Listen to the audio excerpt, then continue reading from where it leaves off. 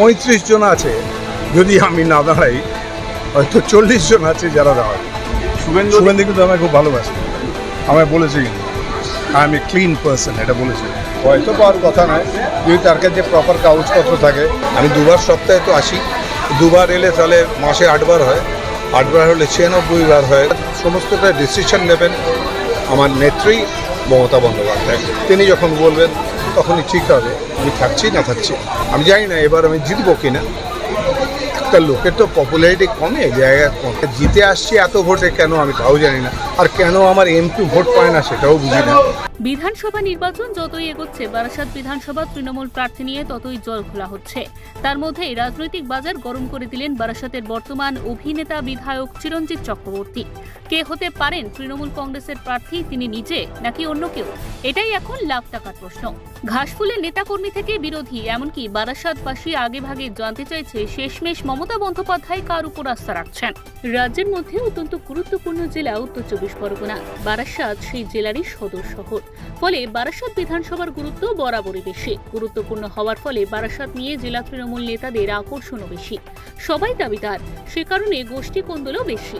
রাজ্যে রাজনৈতিক পট পরিবর্তনের সময় থেকে গোষ্ঠী কোন্দল আটকাতে দলনেত্রী মমতা বন্দ্যোপাধ্যায় বারাসাত বিধানসভার জন্য বহিরাগত ও অরাজনৈতিক প্রার্থীর উপর ভরসা করেছেন। ফলে 2011 থেকে অভিনেতা চিরঞ্জিত চক্রবর্তী বারাসাতের বিধায়ক হয়েছেন। কিন্তু জেলা সদরের মত গুরুত্বপূর্ণ বিধানসভায় অরাজনৈতিক বিধায়ক সিলভার স্ক্রিনের মতো নায়ক সুলভ আচরণ ও অতিমাত্রায় অনুপস্থিতিতে বারাসাত ক্রমশই রাজনৈতিক অভিভাবক শূন্য হয়ে পড়েছে।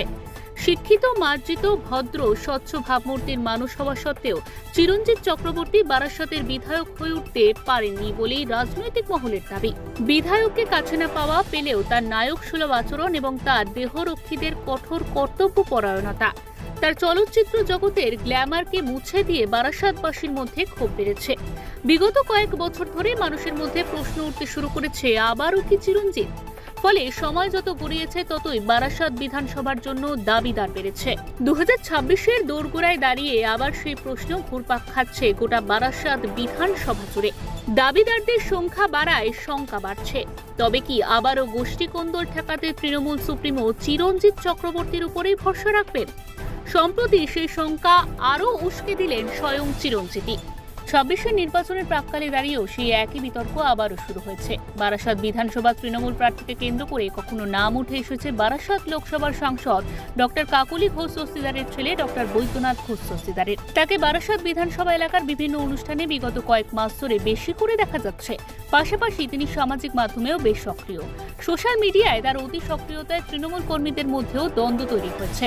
আবার কখনো জেলা সভাপতি নারায়ণ গোস্বামী বা প্রাক্তন মন্ত্রী জ্যোতিপ্রিয় মল্লিক সহ অন্য অনেকের নাম ঘুরে বেড়াচ্ছে। ভোট বৈতরণীতে কে হবে বারাসাতের শেষ তুরুপের তাস, তা মমতার হাতে রয়েছে বলেই জানান বারাসাতের বিধায়ক চিরঞ্জিত।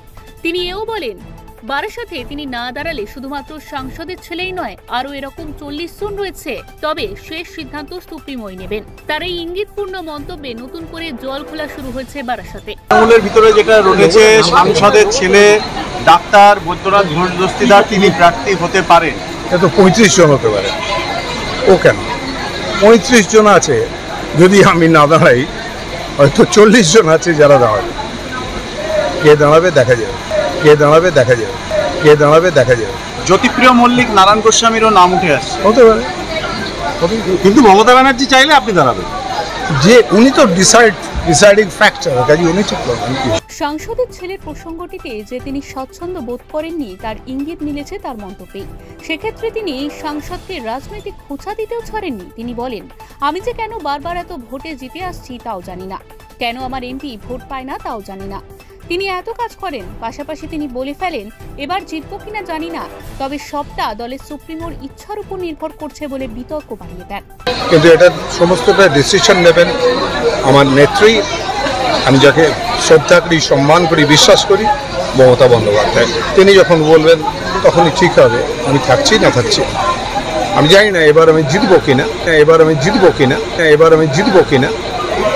একটা লোকের তো পপুলারিটি কমে, জায়গা কমে। যে কোনো একজন শিল্পীর তো আরও কমে, ফিল্ম আর্টিস্টের তো আমারও কমেছে, আমি বুঝতে পারি। সেই ভিড়টা হয় না যে ভিড়টা আমি আগে টানছিলাম প্রথমে। তো তাতে আমি জিতবো কিনা, জিতে আসছি এত ভোটে কেন আমি তাও জানি না। আর কেন আমার M2 ভোট পায় না, ভোট পায় না সেটাও বুঝি না। তিনি এত কাজ করেন এখানে, তাও কেন ভোট পান। কিন্তু মমতা ব্যানার্জি যদি আপনাকে দাঁড়াতে বলেন এবারে? রাজনৈতিক মহলের দাবি বারাসাত, হাবড়া ও অশোকনগর এই তিনটি বিধানসভাকে বিজেপি টার্গেট করেছে। কারণ 2021-এর বিধানসভা পরবর্তী 2024-এর লোকসভা নির্বাচনে এই তিনটি বিধানসভায় বিজেপি ভালো ফল করেছিল। সেই নিরিখে এই তিন বিধানসভায় বিজেপি হেভিওয়েট প্রার্থী দিতে পারে বলেই দাবি রাজনৈতিক বিশ্লেষকদের। সেই দাবিতে জল ঢেলে দিয়েছেন চিরঞ্জিত। তিনি দাঁড়ালে যে বারাসাতে বিজেপি ফ্যাক্টর হবে না সে বিষয়েও তিনি কৌশলে ইঙ্গিত দিয়েছেন। তিনি বলেছেন শুভেন্দু বারাসাতে দাঁড়াবে না, শুভেন্দুর সাথে তার সম্পর্ক ভালো। শুভেন্দু অধিকারী বলে গেছেন বারাসাতে শুভেন্দু কিন্তু আমাকে খুব ভালোবাসে, আমায় বলেছে, কিন্তু I M a clean person এটা বলেছে। এটা তোমরা জানো না, ওটা বলেছে, আমাকে বলেছে অবশ্য, মানে ওর লোকেদের সঙ্গে। তো আমাদের নিজেদের মধ্যে জানি না ও কাকে একটা কুনালও দিয়েছিল সার্টিফিকেট শুভেন্দুকে, ওনাকে মানুষ হিসেবে খুব ভালো এটা বলেছে, সেরকম এটা কিছু আমাকেও বলেছে। তো সেটা কথা নয়, কথা হচ্ছে যে আমাদের মধ্যে রিলেশন ভালো, সবার সঙ্গে আমি কথা বলি, হাসি। 2026-এ বারাসাত বিধানসভার প্রার্থী বদল হতে পারে বলে একটা হাওয়া উঠেছে। সেই হাওয়াকে সমর্থন করেছিল বহু বারাসাতবাসী, সঙ্গে ছিল তৃণমূল কংগ্রেসের একটা বড় অংশ।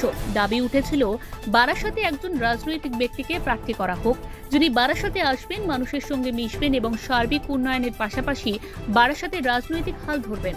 কিন্তু চিরঞ্জিত চক্রবর্তীর বক্তব্য ও তার শরীরী ভাষা যে অন্য ইঙ্গিত দিচ্ছে তা অনেকটাই স্পষ্ট।